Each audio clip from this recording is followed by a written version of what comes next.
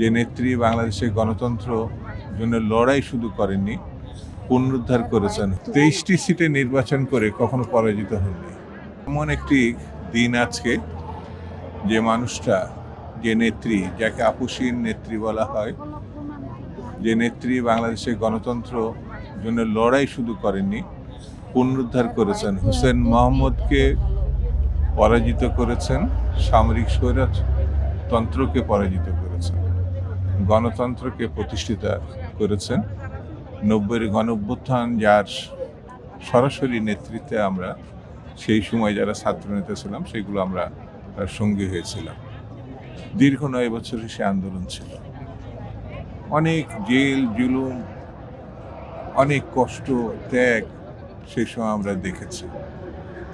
দেশনেত্রী 91 সালে ক্ষমতা গ্রহণের পরে, প্রধানমন্ত্রী হওয়ার পরে, তিনি ছিলেন বাংলাদেশের প্রথম নারী প্রধানমন্ত্রী।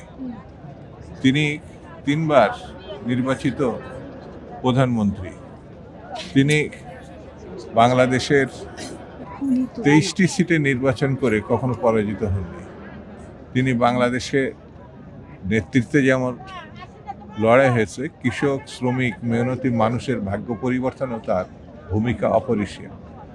এদেশের নারী শিক্ষার ক্ষেত্রে, নারীকে ক্ষমতায়নের ক্ষেত্রে তার যে ভূমিকা, সেটা ইতিহাস জলজল করে থাকবে ইতিহাসে।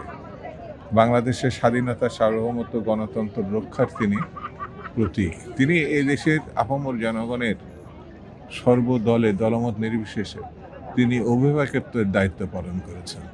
তিনি রাজনীতিতে তার বিপরীত যে ছিল, তার সঙ্গে যদি একটু তুলনা করা যায়, দেখা যাবে ন্যায়নিষ্ঠতা, সৌজন্যতা, মমতাবোধ, ভাষার ব্যবহার, এগুলো শিক্ষণীয় পর্যায়ে তিনি নিয়ে গেছিলেন। তিনি নিজেই বলেছেন, তিনি প্রতিহিংসার রাজনীতি পছন্দ করেন না, জ্ঞানভিত্তিক রাজনীতি পছন্দ করেন।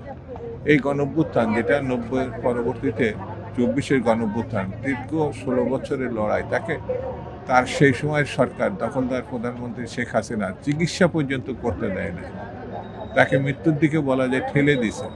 হয়তো চিকিৎসা হলে আরও কিছুদিন আমাদের মধ্যে তিনি থাকতেন।